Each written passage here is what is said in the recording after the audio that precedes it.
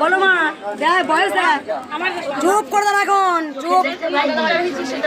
দেখতে পাইনি, পেটের যন্ত্রণা হতে কমেছে। আর পেটে কি হয়েছে? কোথা থেকে আসছো মা? দীঘা থেকে। দীঘা? পেটে যন্ত্রণা ভালো হয়ে গেছে?